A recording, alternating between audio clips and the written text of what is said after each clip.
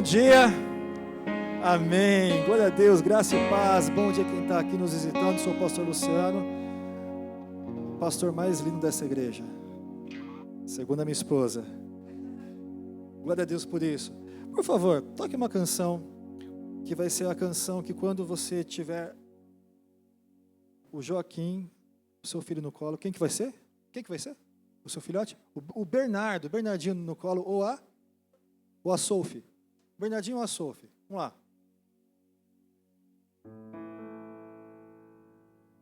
Eu quero dizer que você está... Não. Quero convidar aqui nessa manhã uma pessoa incrível, maravilhosa, linda, que já dormiu no meu colo já, esses dias aí. Se eu tenho uma coisa que é legal é botar filho para dormir, gente. Eu boto no colo. Quero chamar aqui a Radassa, os pais da Radassa e os familiares também. Vem aqui à frente aqui, vamos ter um tempo de gratidão, de consagração hoje dessa criança linda.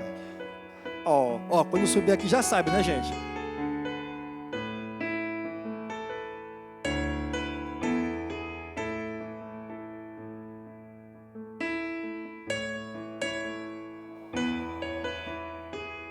Radassa, ó o paitô aqui, ó o paitô.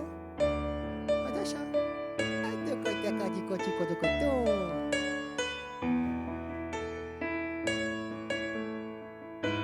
Vem mais.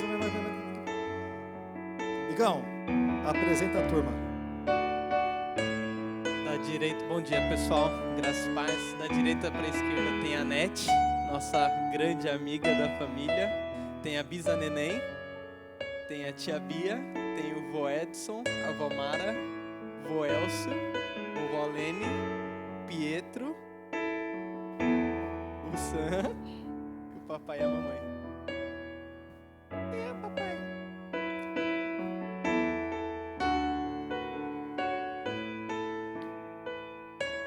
Samuel, como que tem sido ser irmão da sua irmã?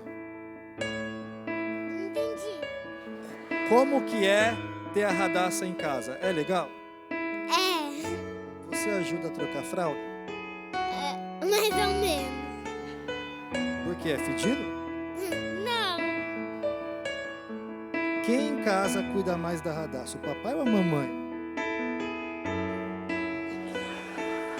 Ligeiro, né? Ligeiro.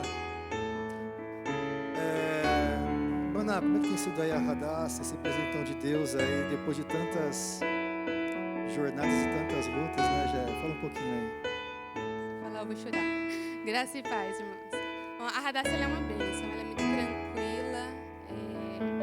Só quem caminhou com a gente assim de pertinho sabe o que significa o dia de hoje.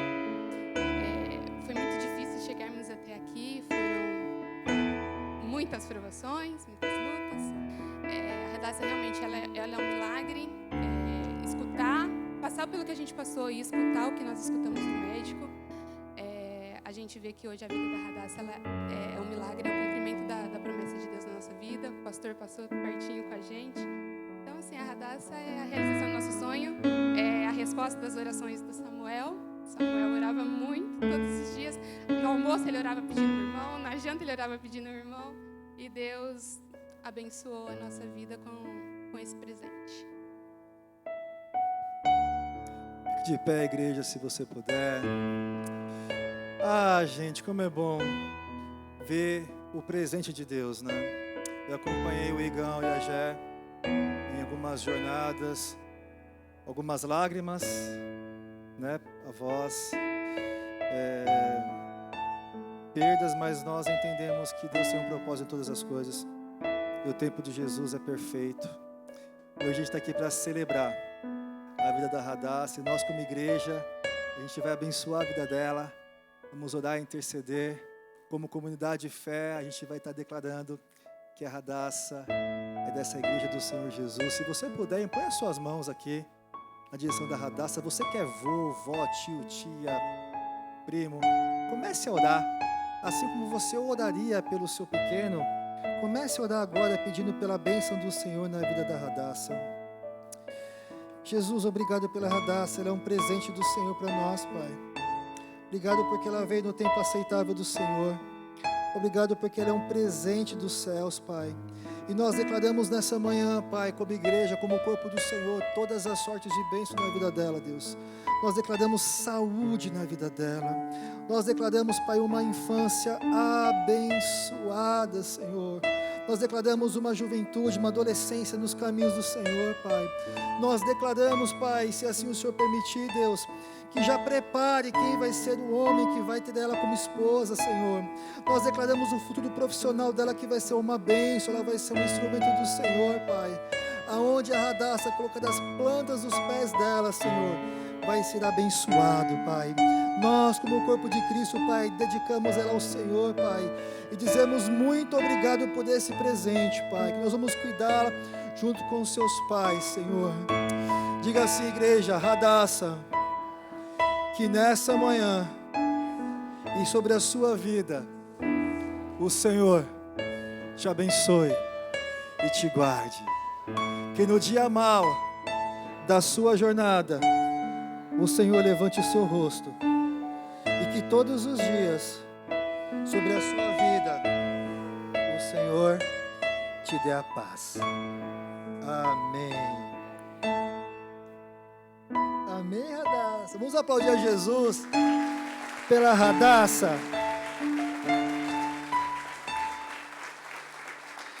Ela estava aqui, Samuca. Pode sentar, igreja. Ó. Você quer com quem? Quer com quem? Claro. Vem cá. Eu só gostaria de chamar as pessoas que vieram nos prestigiar para a gente poder tirar uma foto. A Maris, o Juscelino, a Mônica, o Rogério, a Carol, a Pri.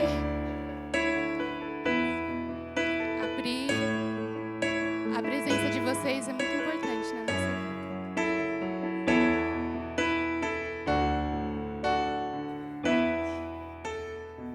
Ok. Vamos juntar aqui, tem mais junto. Eita, vai esvaziar a igreja. Aleluia.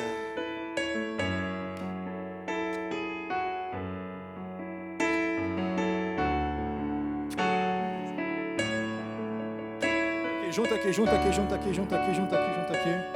Vê como é que vai sair. Eu vou sair aqui perto do Samuel. Cabe? Vem mais, junta mais aqui. Tá muito cheio aqui. Vem cá, vó. Aí, todo mundo olha para lá, todo mundo fala Jesus.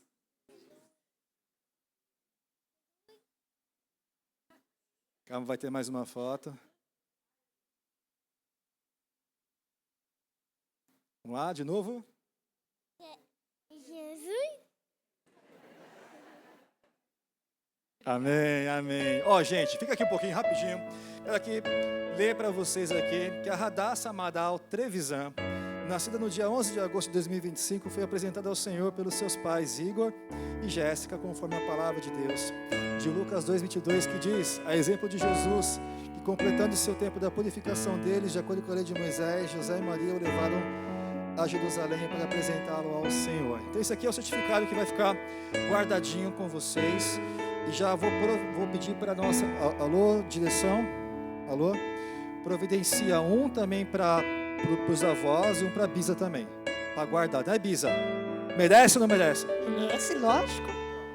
A Bisa vai ter, e os avós também, o certificado lá da Radassa.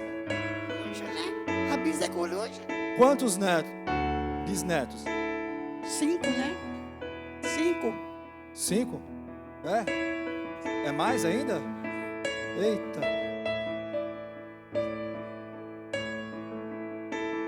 Quatro, 3.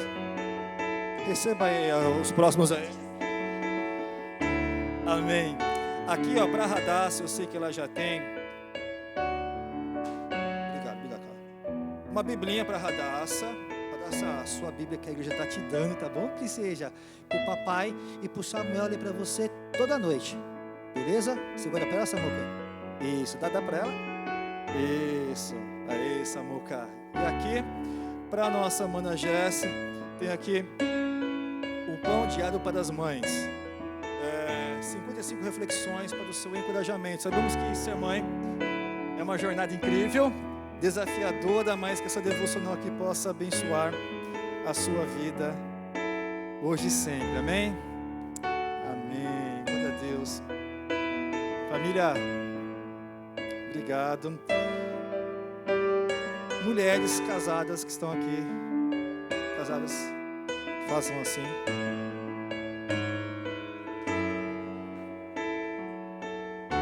Tá bom. Não quer a bênção? Carolzinha? Mas tá muito grande. Outro? Só esse? Não. Receba. Eu profetizo gravidez nessa igreja. Eu profetizo mulheres engravidando.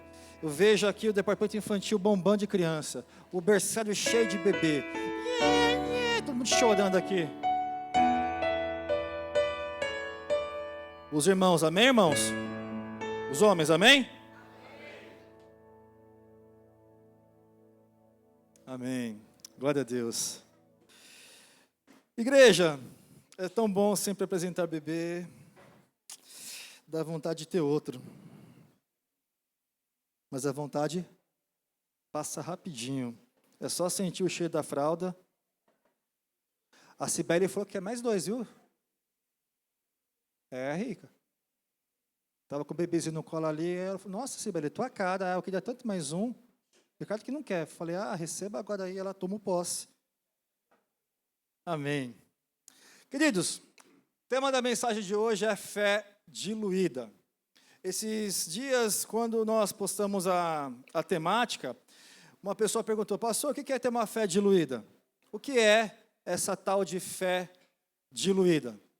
Eu tentei exemplificar para essa pessoa. Quando nós temos uma jarra transparente de água, imagine a garrafa transparente de água, e essa água transparente, limpa, pura, significa a sua fé. A sua fé. E aí você pega um saquinho de suco, de Tang, de qualquer coisa, de mid, e você pega uma colherzinha, pouquinha só, e joga ali para diluir. Vai ter uma pequena mudança, mas não tanto. Se você colocar mais ainda, como está nessa imagem aqui, diluindo mais o pacotinho cheio, você vai ter uma mudança maior e vai adulterar o original daquela água. Ou seja, você vai ter uma água diferente. Ou seja, o que é ter uma pessoa que tem uma fé diluída? É uma pessoa que tem uma fé, mas não é uma fé de verdade. É a pessoa que tem sabor fé. Se é que você me entende. Sabor fé, porque a fé, de alguma forma, ela foi adulterada, ela foi diluída. Nós temos que entender que esse sabor fé das pessoas não vem de hoje. Se você for acompanhar as gerações desde a década de 60 e de 70, e aqui no nosso auditório temos pessoas aqui que viveram essa época de juventude até os dias de hoje. Nós temos aqui pessoas idosas, adultos, jovens, adolescentes, e o que eu vou falar aqui agora, todas as pessoas já passaram por essa fase. Então, se você foi jovem, adolescente, na década de 70, da década de 60, teve um período ali chamado de a cultura da pós-modernidade. O que era essa cultura? Que não há uma verdade absoluta, que tudo é relativo. A verdade em si, ela é relativa. Foi a época que começou o movimento hippie, por exemplo, que as pessoas não seguiam regras porque elas queriam ter a sua verdade. Depois, nos anos 80, onde boa parte das pessoas que estão aqui foram adolescentes ou foram jovens, foi a idade, a cultura sobre o individualismo. As pessoas carregavam as influências da verdade absoluta e começaram a viver o que importa, então, é o meu sucesso, é a minha satisfação pessoal, é o ter prazer, não importa de que forma. Depois, quem viveu a sua juventude adolescente na década de 90 e ano 2000, foi a cultura da ideologia de gênero, aonde desconectam a identidade biológica da pessoa. Ou seja, eu sou quem eu quero ser, eu sou quem eu sinto que eu sou.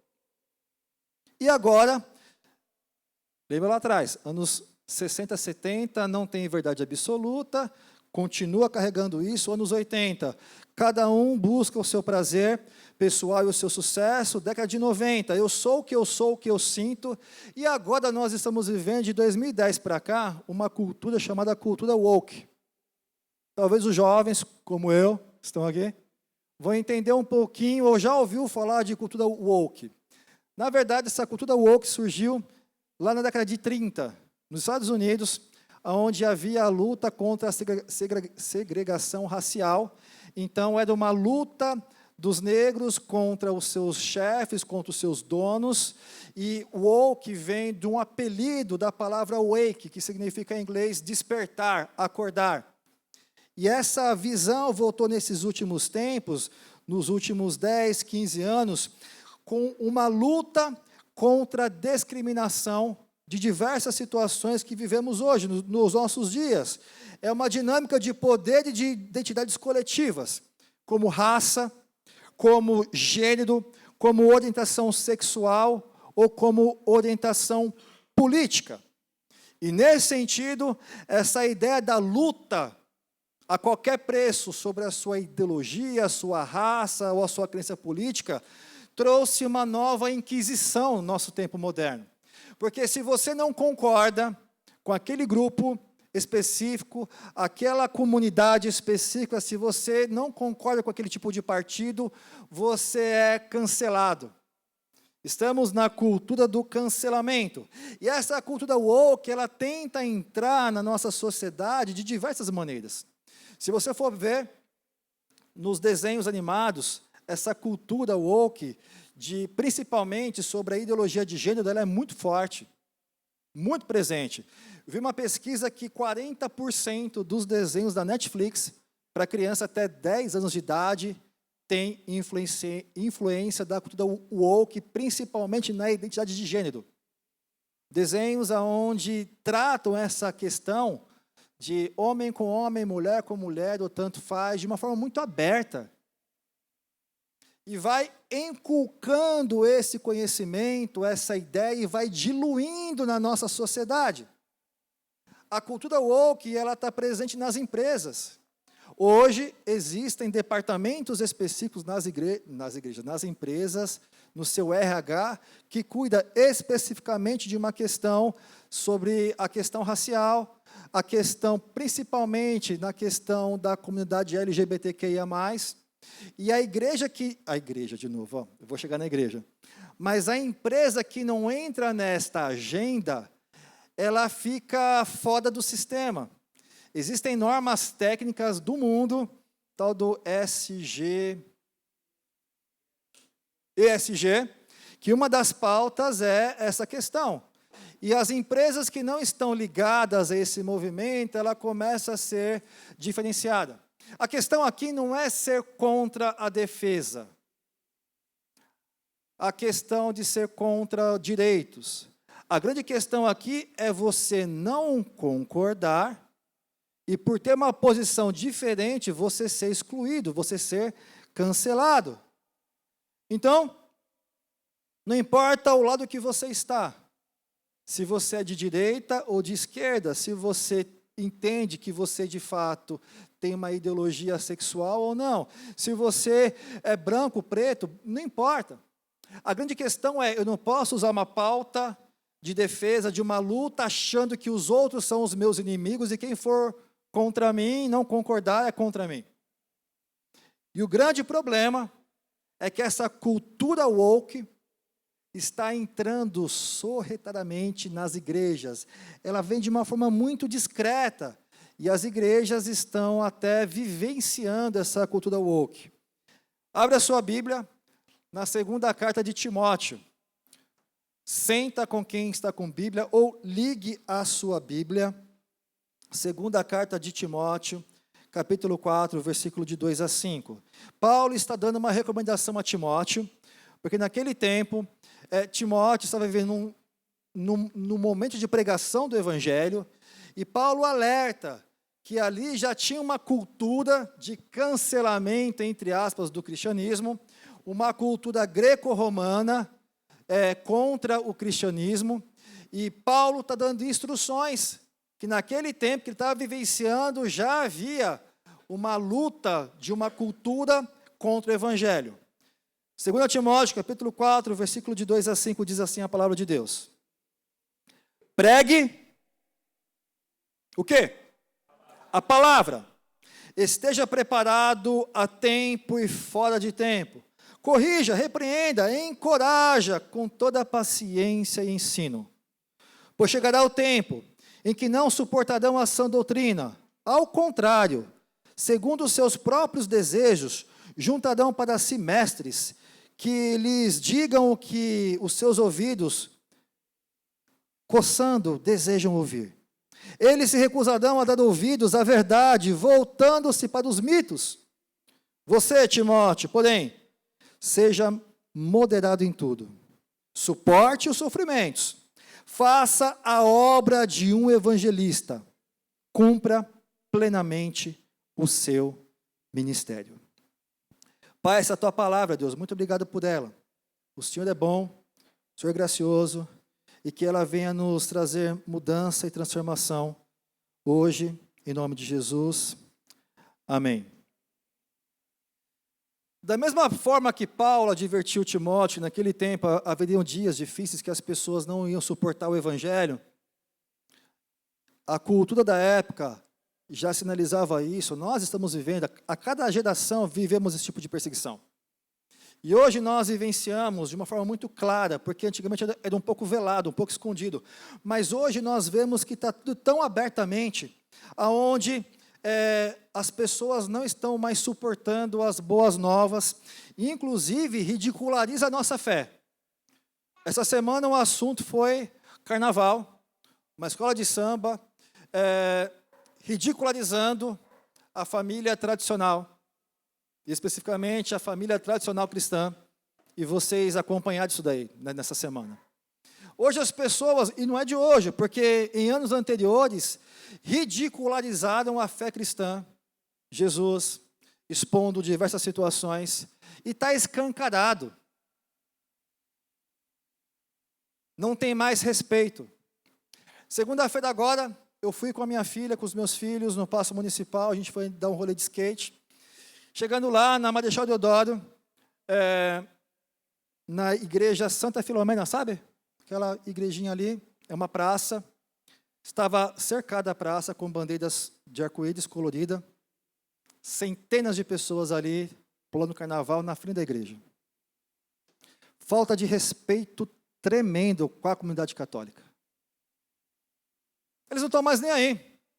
Eu vi vídeos também, durante o carnaval, de grupos, de bloquinhos, de propósito, na porta de igrejas evangélicas, pulando carnaval e escarnecendo o povo cristão. Essa cultura da lacração é uma cultura de um povo que faz muito barulho. E que nós estamos já se acostumando com tanto barulho e não ficando atento do que nós temos que fazer nesse tempo. Essa cultura woke que tem chegado na televisão, nas novelas, nos filmes, nas redes sociais, por aí, eles não têm freio. E se você vai passar naquela avenida, você não pode concordar com a posição ideológica sexual da pessoa, é seu direito. Mas se eu for lá e falar, pessoal, não façam aqui na porta da igreja, porque não está certo, é desrespeitoso, ao pastor homofóbico, é ou não é? E começa uma perseguição de cancelamento. É assim que funciona. Agora, Paulo trouxe orientações específicas para Timóteo, que valem para os dias de hoje. Versículo 2, ele começa a falar assim, olha, pregue a palavra. O problema é que essa cultura da fé diluída tem deixado que as pessoas que fazem parte da igreja de Jesus Cristo, evangélica ou católica, não importa, deixem de pregar a palavra. Deixem de estar preparado, porque a pregação, Paulo diz, esteja preparado em tempo e fora de tempo. Em qualquer lugar, em qualquer momento, temos que pregar a palavra. Temos que corrigir quem tem que ser corrigido. Às vezes, meu irmão, tem pessoa do nosso lado, em casa, na família, no trabalho, enfim, que você conhece, que está num caminho errado, e a tua função como cristão é, em amor e graça, corrigir, repreender quem tiver que ser repreendido, encorajar quem tem que ser encorajado. E o detalhe, com muita paciência e ensino. A paciência que é difícil para você ensinar, é ou não é? Porque se você orar, Senhor, não me dá força não, porque dá vontade, se Deus me der força de sentar a mão naquela pessoa, porque não dá. Mas o texto diz, olha, você tem que pregar, você tem que ensinar, tem que estar preparado, conhecer a palavra, em tempo e fora de tempo, mas com paciência. O problema é que essa cultura, ela tenta adaptar o evangelho de Jesus, anulando coisas essenciais, sacrificando a verdade central das Escrituras. O perigo é não estar apenas na busca de uma justiça social. Temos que apoiar o que de fato é legítimo por lei. Temos que apoiar o cuidado, temos que apoiar contra a homofobia, contra qualquer tipo de preconceito racial, ético. Temos que lutar contra isso, contra a violência. Porém, todavia, entretanto, eu não posso substituir o que a palavra diz sobre esses assuntos. Substituir o arrependimento pela aceitação de qualquer coisa. Substituir o que a Bíblia tem de autoridade pela conveniência cultural. Eu vou me adaptar às coisas deste mundo porque não quero ser cancelado. Então, há 3 perigos que eu coloquei aqui sobre essa influência da cultura woke no mundo, que tem trazido um perigo nas igrejas. Primeiro, a mudança do centro da palavra de Deus. Porque é um alerta que os púlpitos deixaram de ser cristocêntrico e passou a ser antropocêntrico, ou seja, pregar para o homem. Mensagens que vai trazer alegria, vai motivar você, vai anabolizar o seu ego, vai fazer carinho. É o tipo de mensagem que você vai me entender, quem está nas redes sociais. Bom dia, meu amorzinho e minha amorzinha de Jesus. Não precisa falar nome não, tá, gente? Palavra que vai deixar você feliz, que tudo você pode, que Deus tem que te dar o que você está sonhando, e que você vai conseguir, e que você vai conquistar, porque você é filho da promessa, e você é bom, e do jeito que você está, tá bom. E não é assim. Substitui o arrependimento por uma aceitação de autoestima. São as igrejas coach que pregam aquilo que você quer ouvir. Tá assim, rede social, internet, YouTube, tem vários pregadores que, infelizmente, alguns de vocês ouvem, que traz um evangelho que não transforma, que faz cuti no seu ego. É o evangelho da conveniência. Deus é moldado à imagem da cultura, ou do seu jeito, e não o homem é transformado pelo evangelho de Jesus. Paulo diz no versículo 2, pregue a palavra, o centro é o evangelho da cruz. Pregue o evangelho, não uma agenda de bem-estar. Não uma agenda de uma igreja gostosinha, confortável, que não confronta, que não fala sobre pecado, que não fala sobre o inferno, porque é um tipo de pregação que nós não ouvimos mais. As igrejas não pregam mais sobre arrependimento, sobre pecado. Pregam aquilo que o povo gosta de ouvir. Por isso que existem igrejas lotadas de gente, mas de pessoas vazias por dentro. Sem transformação. Uma igreja que não confronta o pecado com o objetivo de levar ao arrependimento está oferecendo um remédio paliativo para as pessoas. E o paliativo não leva à cura, leva à morte. Que tipo de evangelho eu estou vivendo, não apenas recebendo da minha igreja local, mas também oferecendo às pessoas. Essa cultura woke que quer colocar uma fé diluída, uma fé que parece amor, sabor amor, mas não tem nada de amor. É uma fé que diz, não importa quem você vem dessa mesma forma, o importante é você. Lembra da cultura lá atrás? Olha, a Bíblia ela é verdade, mas você também é importante, e você sabe os seus caminhos, e você sabe quem você é. Não importa, venha fazer parte do nosso grupo, do nosso clube. É uma igreja que prega para o homem, mas não prega sobre o Filho do homem. 2, o abandono da palavra de Deus. Igrejas não estão mais pregando. É o perigo da reinterpretação,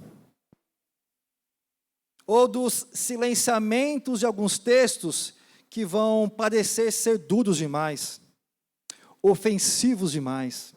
As pessoas não querem mais pregar textos como esse, porque se eu pregar no púlpito aqui, eu vou ofender aquela pessoa que talvez é assim. Eu não vou pregar certos assuntos, porque a pessoa não vai mais vir na igreja. Por quê? Porque o que confronta é o que traz mudança. Igrejas estão silenciando textos fundamentais do Evangelho em favor de uma agenda para passar pano na sociedade e ser uma igreja moderna. Isso daí é desviar aquilo que é fundamental. Termos como juízo de Deus, pecado, é desconfortante. Falar para o pecador que se ele não se arrepender e não ter uma vida transformada por Jesus Cristo, há uma eternidade chamada inferno. Não prega sobre o inferno não, porque senão ninguém mais vem aqui. Elas vão para as igrejas que faz carinho, mas que não transforma a vida do homem. Na prática, para essas pessoas que são anabolizadas por isso, pensam assim, eu até creio na Bíblia, ela até que é bacana, mas eu não sou obrigado, pastor, a obedecer tudo. Aquilo que é bom para mim eu guardo, o que não é tão bom eu deixo de lado. Ou então, pastor, você é careta, os tempos mudaram.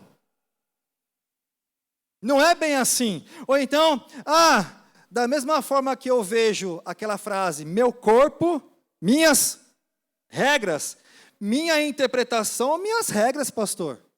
O que eu entender disso aqui é o que eu vou usar.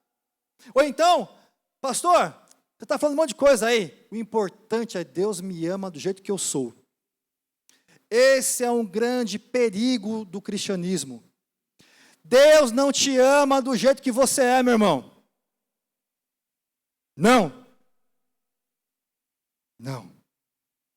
Porque usar essa frase é você dar um ticket, uma validação para você talvez continuar pecando.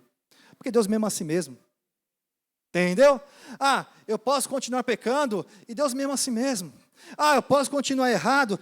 Mas Deus é amor, não é? A Bíblia não fala que Deus é amor, pastor? Então eu posso ser o que eu sinto que eu sou, eu posso ser quem eu quero ser, eu posso sentir o meu prazer, eu posso ter a minha liberdade, eu posso ter a minha verdade. Pastor, só que o Evangelho de Jesus, ele te convida para você vir do jeito que você está.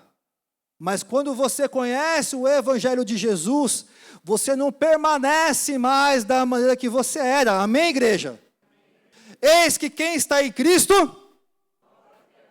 as coisas velhas, tudo vai se fazer novo. O problema é que tem tanta gente nas igrejas que parece que o velho homem, o passado nunca foi embora.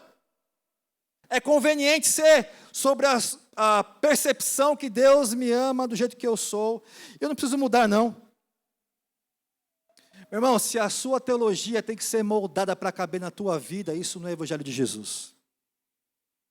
É tudo menos Evangelho de Jesus. Porque a palavra do Senhor nos diz que podem passar céus e terra, mas a minha palavra não passará. A grande questão é que nós estamos deixando a palavra ser moldada por aquilo que a gente acha que é importante para nós agora. Mas não, a Bíblia continua sendo a mesma. Não é ela que tem que se enquadrar do meu jeito.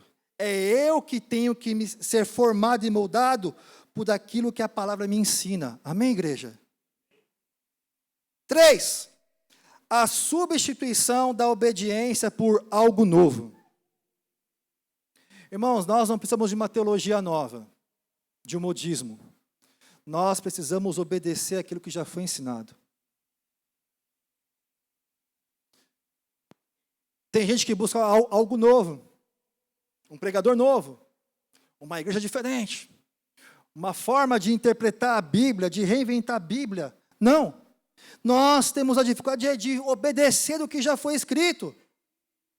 O nosso desvio é que a busca incessante pela forma cultural de ser hoje em dia, pelas interpretações das causas sociais, tem ignorado fundamentos básicos sobre a obediência ao Senhor.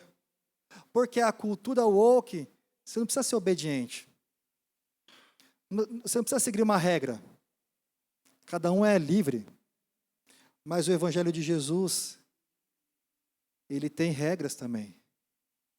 E essas regras é regra de amor, para te proteger, para cuidar de você. Hoje tem igreja para tudo que é tipo, gente. Sim ou não? Ó, tem igreja, e gente, eu não estou, volto aqui falar, está sendo gravado, eu não estou falando mal de quem pensa diferente. Mas eu tenho liberdade constitucional para falar, eu não acredito, eu não concordo. Mas tem igrejas hoje que é 100% LGBTQIA+. Só entra pessoas LGBTQIA+. E se você for lá, você é olhado até torto, porque você não faz parte do movimento. Tem igreja que não é 100% aberta, denominada LGBT.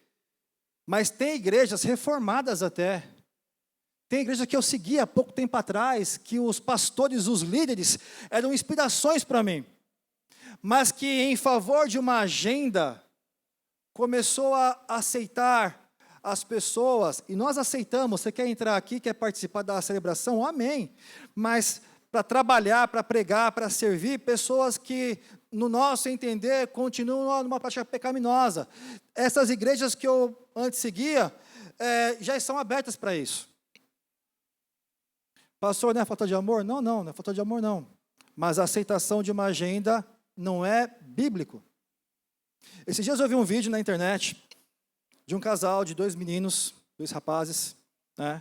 E lá, né? Você vai passando ali e vai vindo um monte de coisa, né? E veio lá um casal de jovens, dois rapazes de mãos dadas, dizendo, olha, venha para o nosso culto de casais. Eu falei, eita, deve ser de uma igreja LGBTQIA+, né? Vem aqui e tal, e você e a sua família vai ser muito bem, tal, culto de casais, tal, aquela música romântica de fundo, né? Tal. E daqui a pouco eu fui ver, é de uma igreja Assembleia de Deus. De um pastor que eu seguia muito, inteligentíssimo.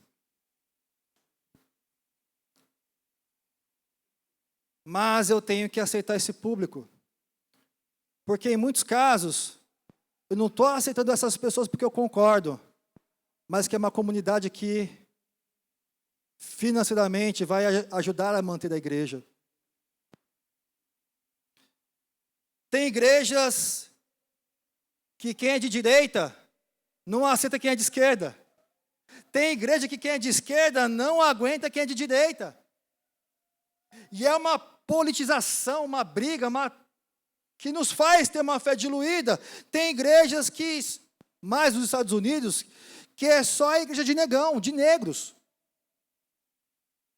Uma vez eu fui lá em Orlando, numa igreja, eu falei, meu sonho é igreja de negão.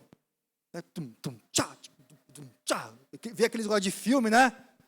Falei, beleza. Aí uma amiga minha me levou. Missionária, negona.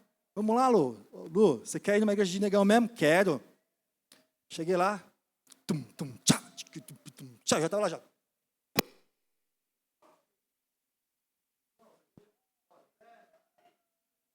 Até aqui, ó. E ele não é negrão não, né? Não, moreno. E estava lá curtindo ali, tá, não sei o quê. E eu percebi que de vez em quando os irmãos do lado assim estavam assim para mim, ó. Aí eu falei para minha amiga, está acontecendo. Ela riu. Você e a Priscila são os únicos brancos aqui dentro. Tinha umas 1000 pessoas. O contrário também acontece. Igrejas racistas que não atende, não acolhe, não traz para perto quem é preto, quem é diferente. Uma vez eu fui aqui em São Paulo numa igreja de oriental visitar. Sabe Só tinha coreano lá. Irmãos, eu fiquei perdido. Porque eles me olhavam assim, quem que é esse branquelo aí no meio dos amarelos aqui? Eu me senti mal. Porque eu não me senti acolhido. Eu não pertenço ao gueto. Tem igreja playground. Sabe o que é igreja playground? Não é que tem balança e escorregador para os kids, não. É que faz tudo para poder entreter você. Tem roda gigante, tem fogos, pipocaria, tem um shopping lá dentro, tem o espaço coffee, tem o story, que é a biblioteca para vender livro, tem até o parking, que é estacionamento, e que muda tudo, que floreia tudo para poder... Vem cá, aqui é diferente, aqui é moderno, aqui a gente é assim, aqui a gente é livre. Então, te traz um monte de distrações, usando o subterfúgio que isso é para atrair as pessoas, mas, na verdade, também não prega um evangelho fundamentado, não prega também arrependimento. E é mais um alerta para nós, porque lá no versículo 5 diz, com tudo isso que está acontecendo aí fora, o que a gente está vendo, está percebendo, em tudo, vocês sejam sóbrios. Sofre as aflições, sofre o que está acontecendo, mas a tua responsabilidade, faz obra de um evangelista, pregue a palavra, cumpre o teu ministério. Faça o que você tem que fazer, meu irmão. Não precisa inventar uma nova igreja, uma nova roda, um novo nome. Pregue o evangelho. Nós não temos problema de comunicação com as pessoas aqui. Até falamos uns com os outros. Mas o nosso problema é de entender a comunicação de Deus, que é clara. A comunicação de Deus é clara.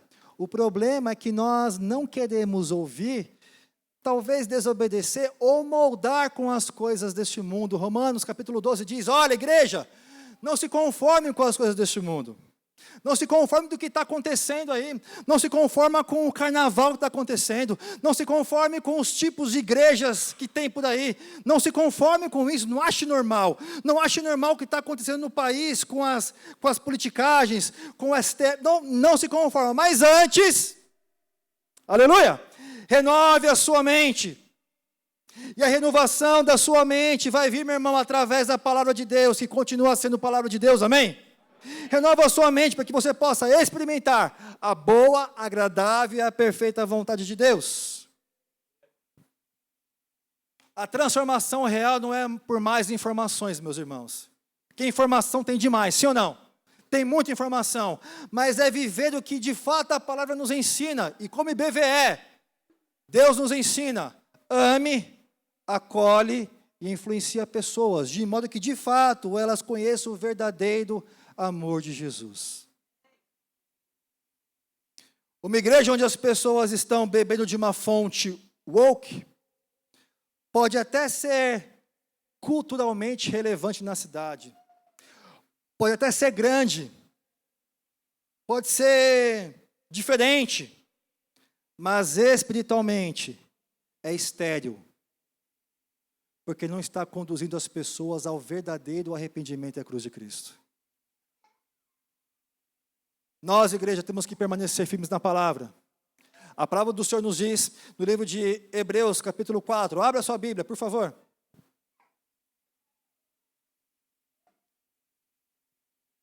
Hebreus, capítulo 4, versículo 12.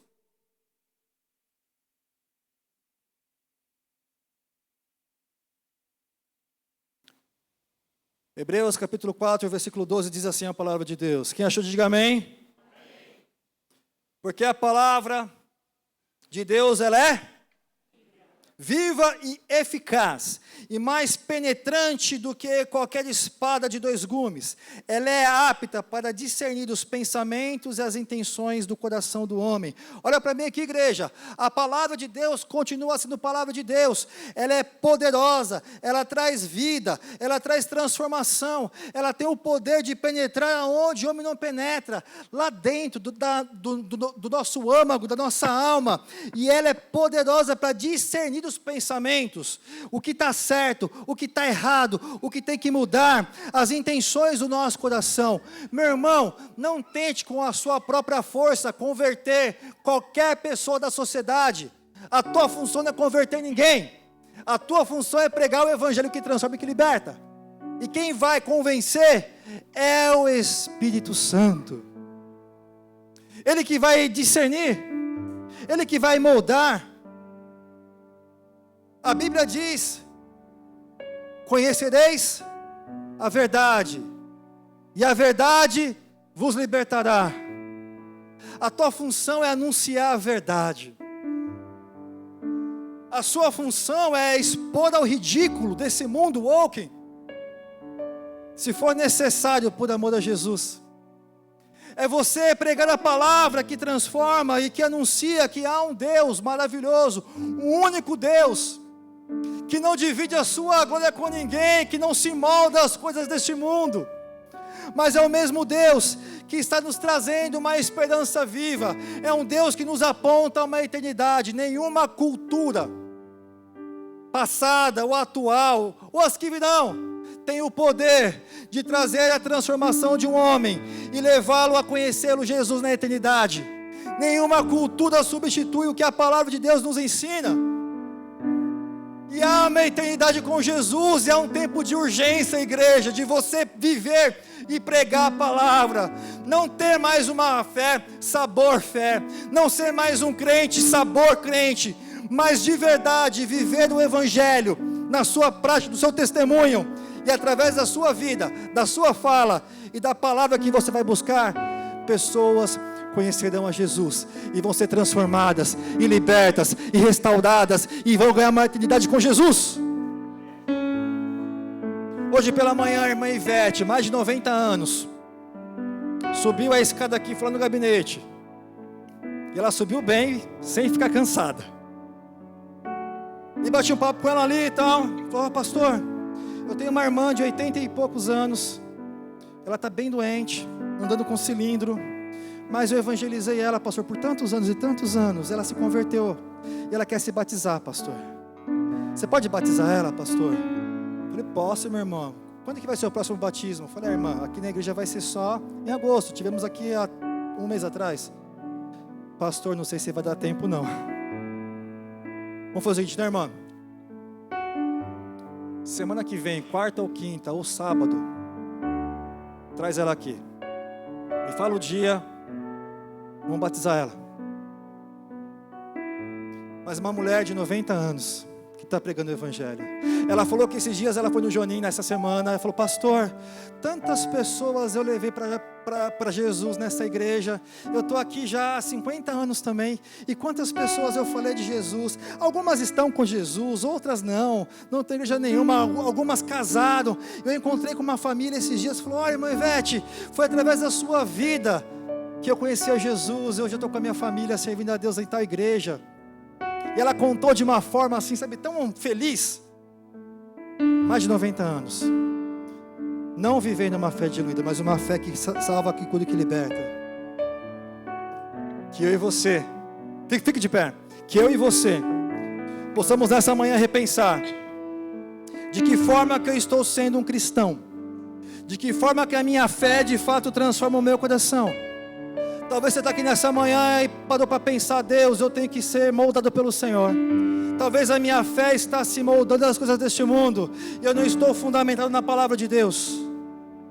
Fala para Jesus hoje: Jesus, entra na minha vida, no meu coração. Eu não quero ser moldado pelo que está acontecendo, mas deixar que a palavra molde o meu coração, a minha vida. E que através da sua vida, a sua família, o seu pai, a sua mãe, seu tio, seu amigo, seu vizinho, amigo da escola, não importa, vão ver mudança na sua vida. E você vai compartilhar do evangelho que transforma, que liberta. Você vai viver uma fé verdadeira, não uma fé diluída.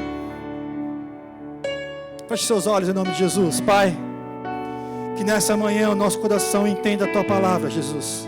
Que nós possamos entender da nossa responsabilidade, assim como Timóteo, de pregar a palavra do Senhor em tempo e fora de tempo. Mas até mesmo antes de pregar, Senhor, viver a Tua palavra, nos ensina, Senhor. Nos constranja nessa manhã, Pai, para uma mudança de vida. Em nome de Jesus.